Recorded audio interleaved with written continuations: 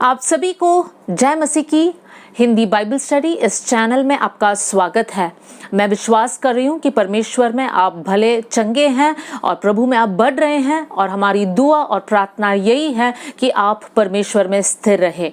आइए आज का वचन का मनन के लिए हम लोग लूका के सुसमाचार उसका 14वीं अध्याय और 15वीं आयत से लेकर 24वीं आयत तक हम लोग ध्यान देंगे।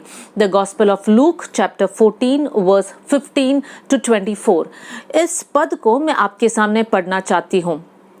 उसके साथ भोजन करने वालों में से एक ने ये बातें सुनकर उससे कहा, धन्य है वो जो परमेश्वर के राज्य में रोटी खाएगा।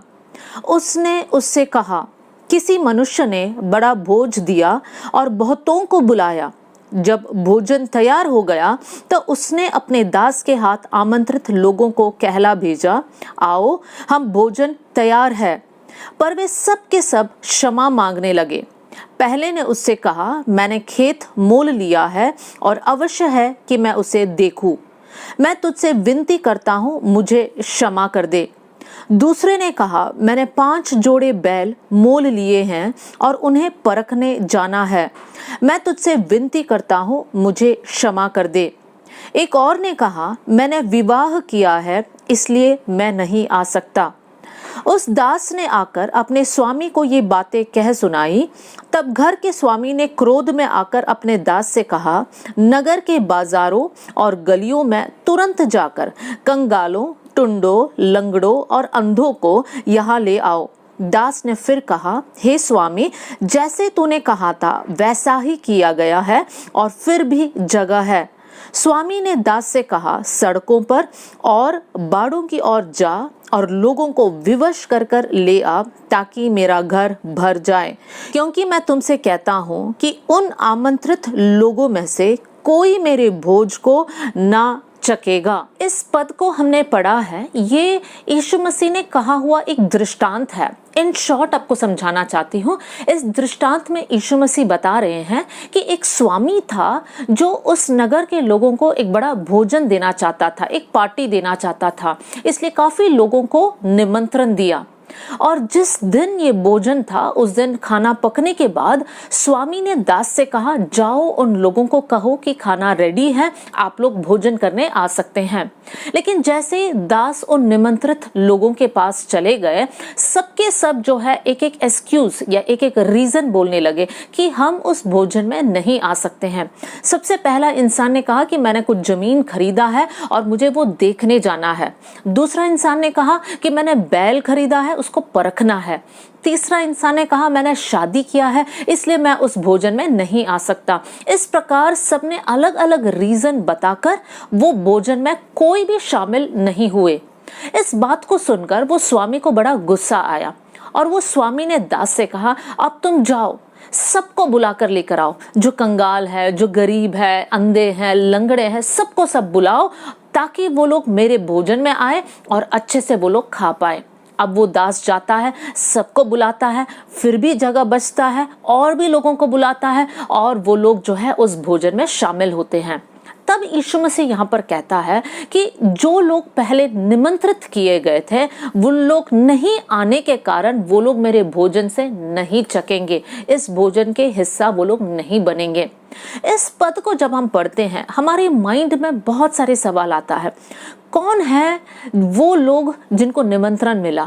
क्यों वो लोग उसको एक्सेप्ट नहीं किया? क्या उनका रीजंस वैलिड था? कौन थे वो लोग जिनके बारे में कहा है कि वो अंधे हैं, वो लंगड़े हैं, वो लोग रोड के किनारे थे, उन सबको बुलाया गया? इस प्रकार से बहुत सारा क्वेश्चंस हमारे माइंड में आता है।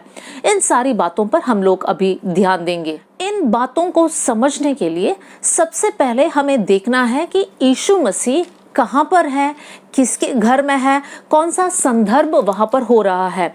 अगर हम लोग लूका के सुसमाचार उसका 14वीं अध्याय को खोलेंगे, उसके हेडिंग में इस प्रकार लिखा है, फरीसी के घर में यीशु। तो इस घटना का सारांश, बैकग्राउंड इस प्रकार है कि यीशु मसीह को एक फरीसी के घर पर भोजन के लिए बुलाया गया था। और वहां पर यह भी लिखा हुआ है कि वो फरीसी लोग इस इंतजार में थे कि हम लोग देखेंगे कि यीशु मसीह के हाथ से कौन सा गलती हो रहा है और हम यीशु मसीह को पकड़ेंगे। उस मनसा के साथ बैठने वाले इन फरीसियों के पास यीशु मसीह भोजन के लिए गए, क्योंकि वो लोगों ने यीशु को बुलाया था। और वहां पर भी यीशु मसीह उन लोगों को बहुत बातें सिखाता है, क्योंकि यीशु मसीह देखता है कि वहां पर सारे लोग इंपॉर्टेंट पोजीशन लेना चाहते हैं। जो मुख्य मुख्य स्थान है भोजन करने के लिए, उस पोजीशन में बैठने के लिए वो लोग बहुत जल्दबाजी कर रहे हैं। वहां पर हम उन सारे पदों को पढ़ सकते हैं। यीशु मसीह उनसे कहता है कि नम्र रहना है, इंपॉर्टेंट पोजीशन नहीं चाहना। ये सारी बातें यीशु मसीह उनको सिखाता है।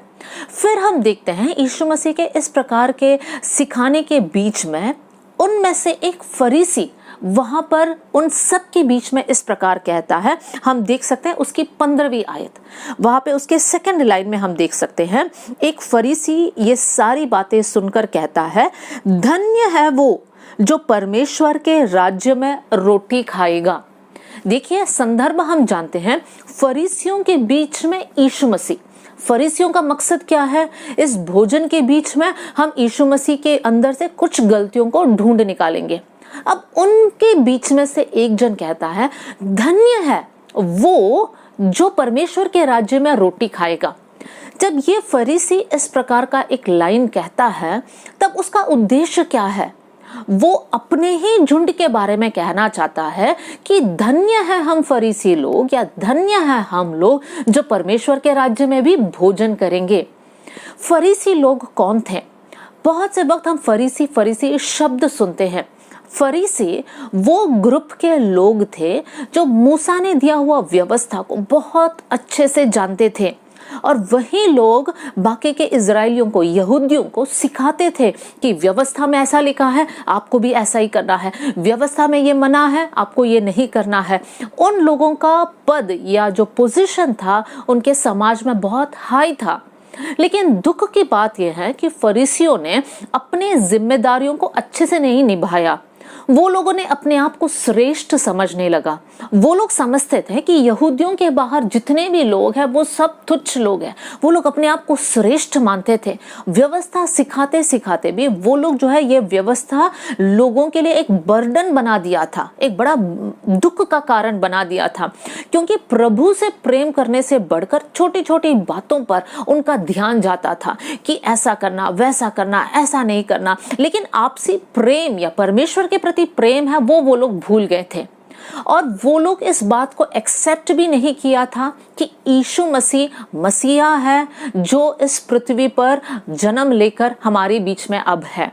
तब वो लोग यीशु मसीह को एक्सेप्ट नहीं किया था। फरीसी लोग सोचते थे हम श्रेष्ठ हैं। अब इस श्रेष्ठ अपने आप को मानने वाले लोगों में से एक जन ने कहा, धन्य है वो जो प्रभु के राज्य में भोजन करेगा। किसके बारे में कह रहे थे? अपने स्वयं के बारे में कह रहे थे, या स्वयं के झुंड के बारे में कह रहे थे।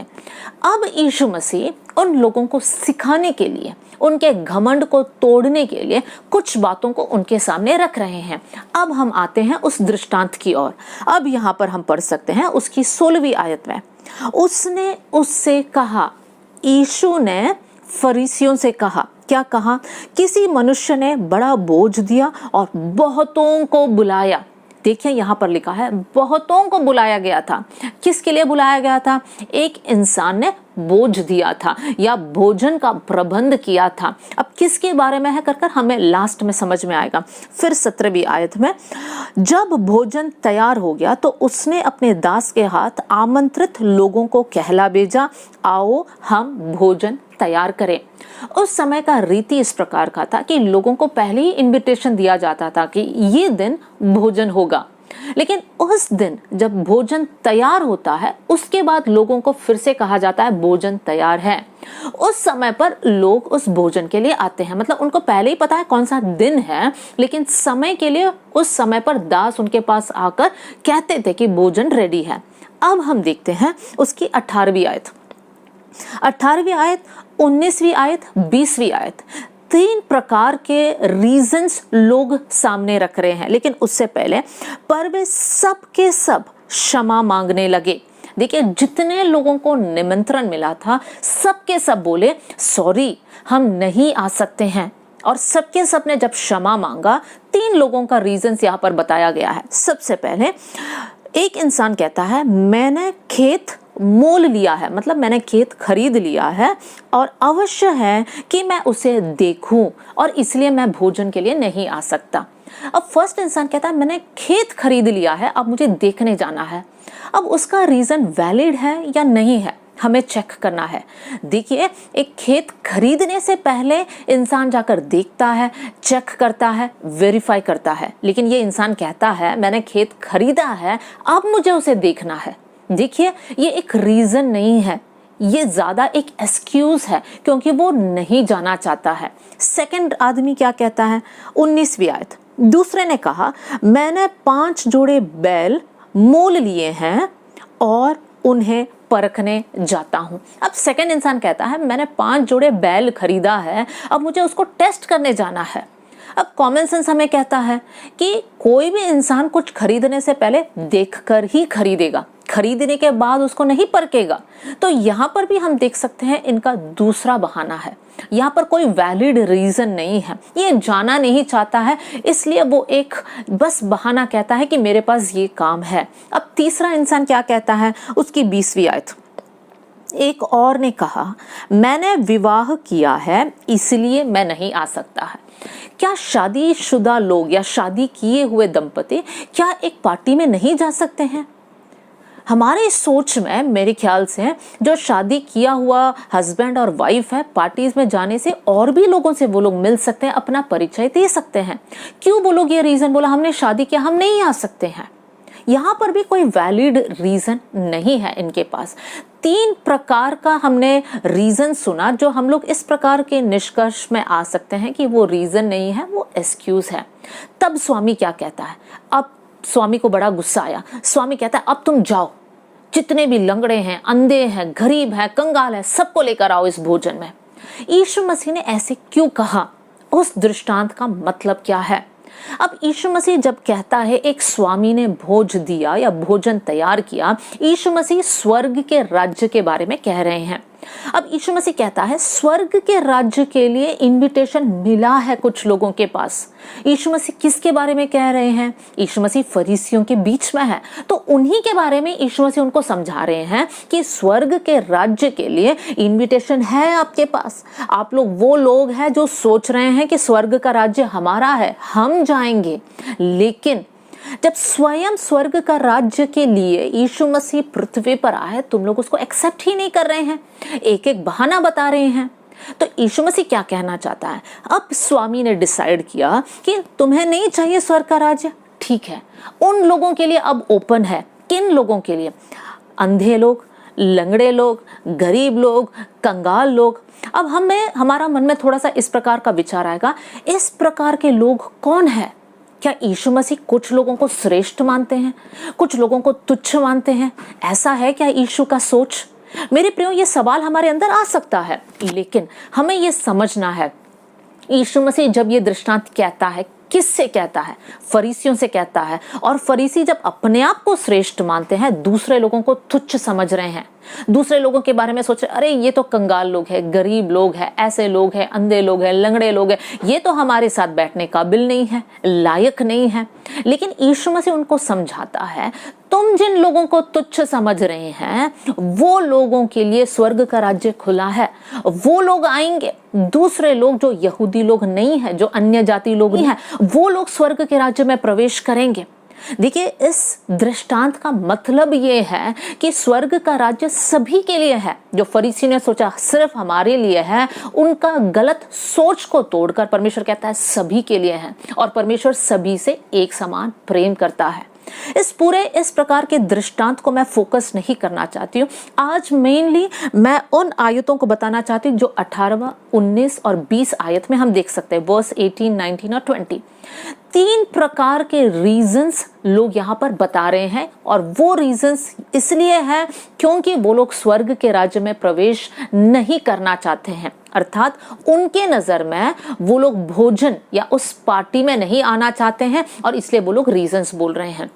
मेरे प्रिय भाई बहनों, हम लोग पूरे दृष्टांत की तरफ इस समय ध्यान नहीं दे रहे हैं। इस पद पर हम लोग ध्यान दे रहे हैं। हम सब प्रभु यीशु पर विश्वास किए हुए लोग हैं। परमेश्वर का वचन हम तक पहुंचा, वो इनविटेशन हम तक पहुंचा, हमने एक्सेप्ट भी किया। लेकिन हमें इस समय पर चेक करना है हमारा जीवन कैसा है।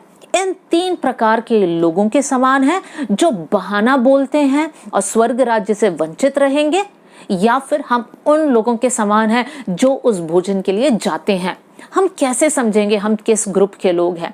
देखिए, 3 बहाना वो लोग बोले। सबसे पहले जमीन, दूसरा है बैल खरीदा और तीसरा है शादी किया।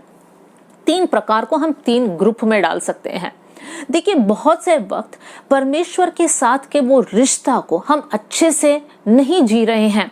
हम लोग कहते हैं हम मसीही लोग हैं, लेकिन बहुत सारी बातों के कारण परमेश्वर के साथ जिस प्रकार का रिश्ता, जिस प्रकार का संबंध हमारा होना चाहिए, वो नहीं होता है।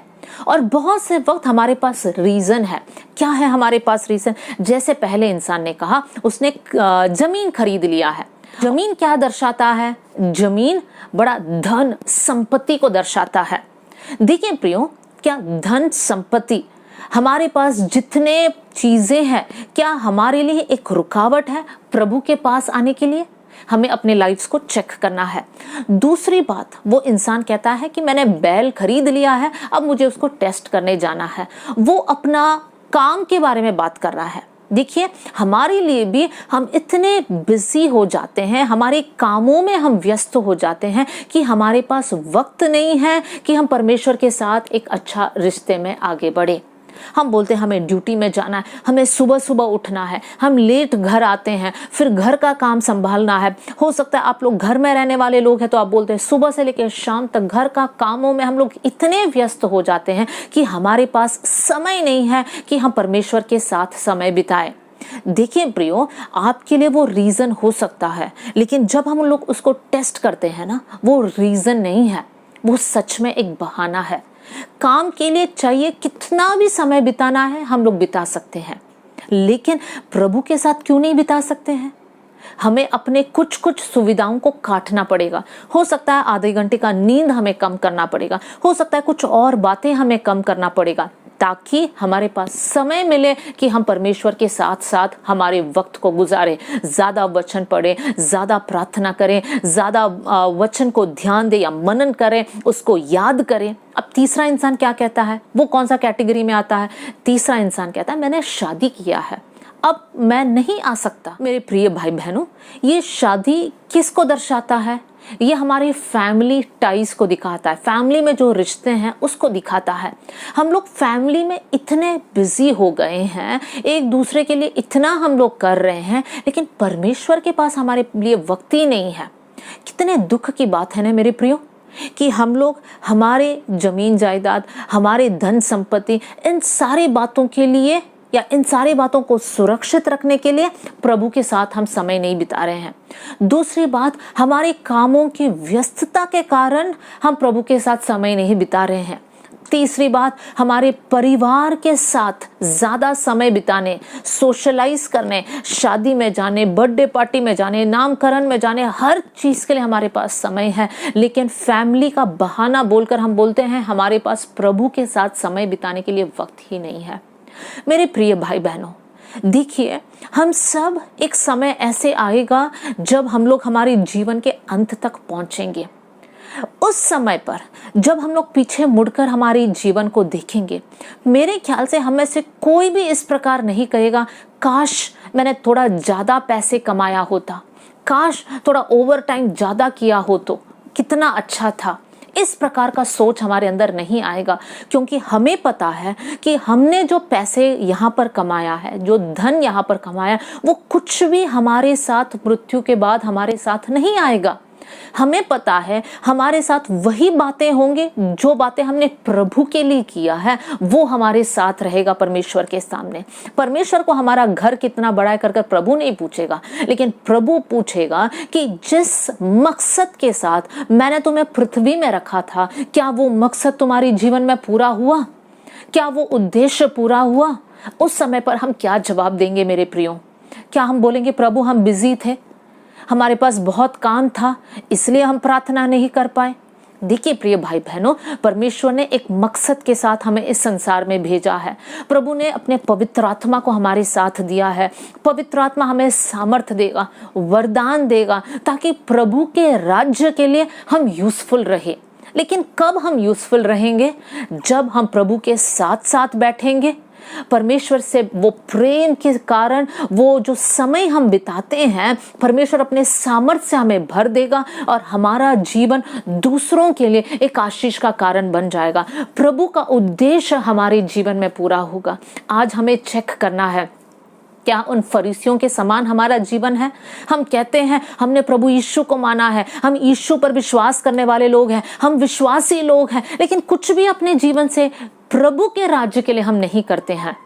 तो क्या हमारा जीवन से कुछ फायदा है? हम उस बड़े बोझ से, उस स्वर्ग राज्य से हम लोग वंचित हो जाएंगे।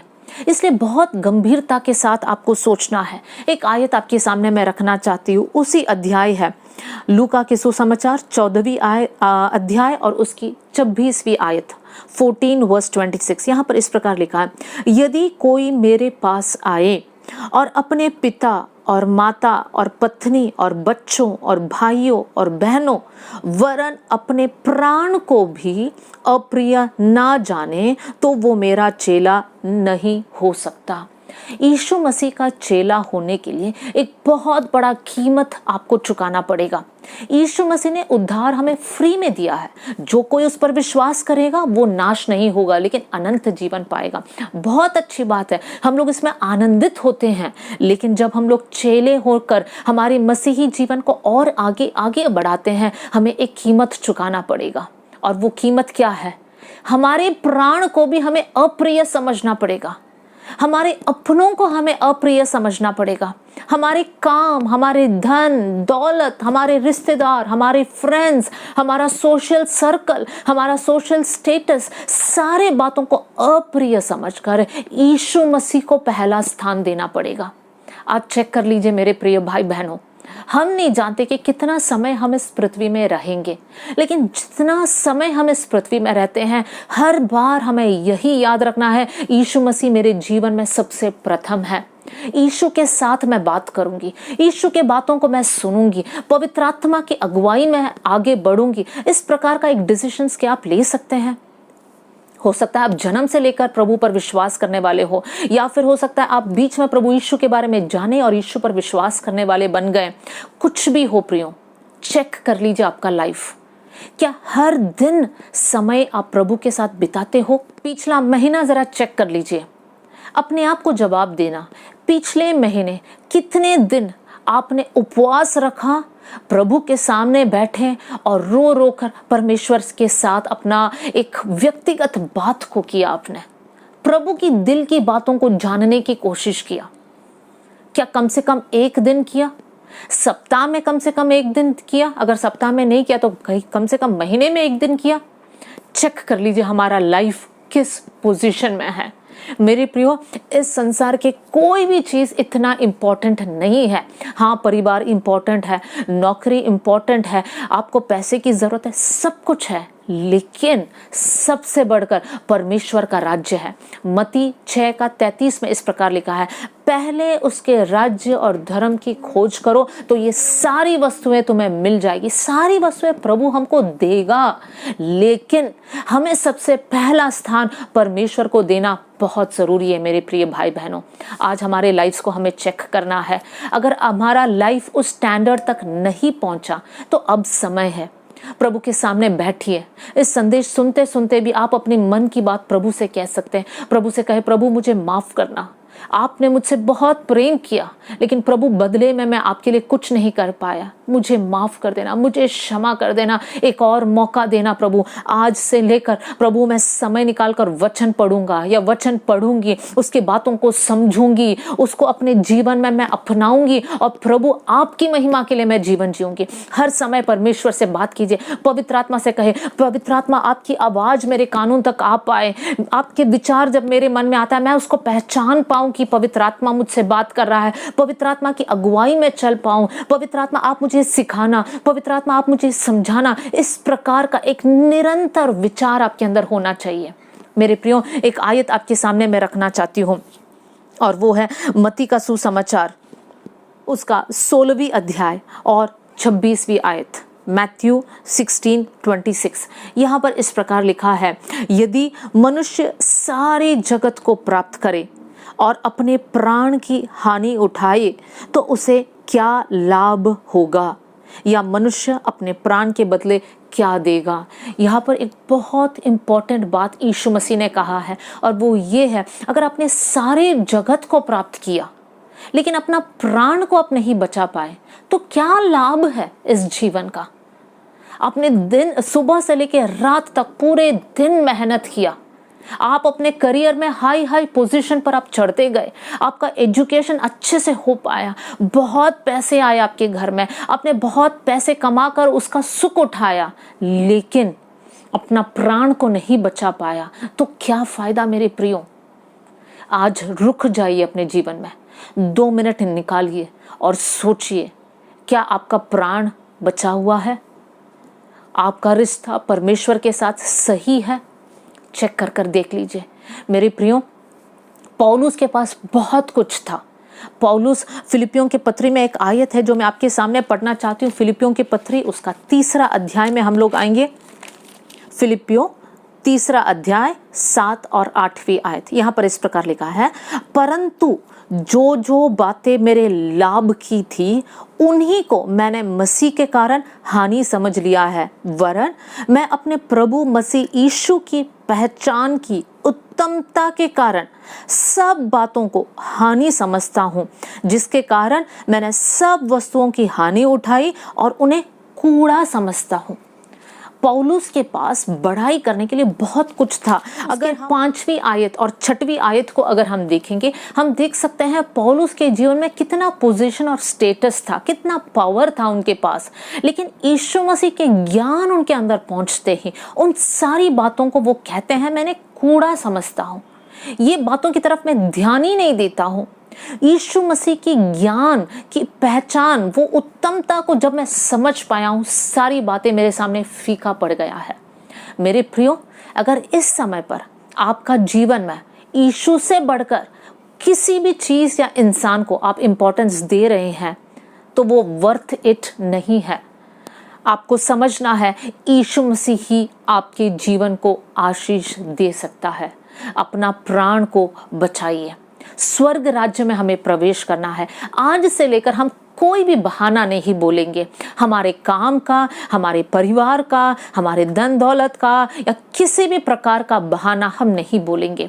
देखिए, यिर्मयाह से परमेश्वर कहता है, जब यिर्मयाह एक छोटा लड़का था, परमेश्वर यिर्मयाह से कहता है, मैंने तेरी माँ के कोख में ही तुझे देख लिया था और तुझ पर अभिषेक किया था और तुझे चुन लिया था कि तुम जातियों के लिए एक भविष्यवक्ता ठहरे। तब यिर्मयाह कहता है, प्रभु मैं बोलना नहीं जानता, मैं एक छोटा लड़का हूं, मैं कैसे एक राजा के सामने जाकर मैं बात करूं। देखिए, यहाँ पर यिर्मयाह एक एक्सक्यूज दे रहा है, प्रभु मैं नहीं कर सकता हूं ये सारी बातें। लेकिन परमेश्वर यिर्मयाह से कहता है कि मैं तेरे साथ रहूंगा, मैं अपना शब्द तुम्हारे मुंह में डालूंगा, तुम भयभीत नहीं होना। देखिए, प्रभु के सामने अपने डर को बताइए। जैसे मैंने पहले कहा, परमेश्वर हमारे द्वारा कुछ कामों को करना चाहता है। बहुत सारे लोग हैं जो दुख में है, पीड़ा में है, जो सुइसाइड के बारे में सोच रहे हैं। उनके पास शांति पहुंचाना, उनके पास एक आशा देना, कौन करेगा ये सारी बातें? प्रभु ने आपको चुना है। उस समय पर कोई भी बहाना नहीं बोलना, लेकिन प्रभु से कहना, प्रभु हियर आई एम, परमेश्वर मैं यहाँ पर हूँ, मुझ पर अपना अभिषेक उंडेल दीजिए और अपने सेवकाई के लिए मुझे इस्तेमाल करें। एक क्षण में आपके लिए प्रार्थना करना चाहती हूँ। अगर आप में से कोई भी इस समय पर कहता है कि हाँ मैं अपने लाइफ को रीअरेंज करना चाहता हूँ या चाहती हूँ, एक क्षण मेरे साथ प्रार्थना कीजिए। स्वर्गीय पिता, इस सुंदर समय के लिए हम धन्यवाद करते हैं प्रभु। इन प्यारे भाई बहनों के लिए हम लोग प्रार्थना करते हैं प्रभु, होने पाए परमेश्वर, आज से लेकर सबसे प्रथम स्थान वो लोग आपको देने पाए प्रभु जी। अपने जीवन कितना भी व्यस्त क्यों ना हो, कितना भी बिजी क्यों ना हो, लेकिन फिर भी वो लोग समय निकाल कर आपकी आराधना करेंगे प्रभु, समय निकाल कर आपसे बात करेंगे, आपके वचन से पढ़ेंगे, आपकी बातों को सुनेंगे। परमेश्वर पिता, आपसे पूरे मन से प्रेम करने के लिए आप इनको हेल्प करना कर मैं दुआ करती हूँ। परमेश्वर पिता प्रभु, नया अभिषेक उंडेल दीजिए, नया सामर्थ्य उंडेल दीजिए प्रभु। ये भाई बहन आपके राज्य की बढ़ोतरी के लिए इस्तेमाल किया जाए कर हम प्रार्थना करते हैं प्रभु जी। बहुतों के लिए इनका जीवन एक आशीष का कारण बन जाए कर हम प्रार्थना करते हैं। प्रार्थना सुनने के लिए धन्यवाद, यीशु के नाम से हम मांगते हैं, आमीन आमीन आमीन। प्रभु इन वचनों के साथ आप सबको बहुत आशीष दे। जय मसीह की।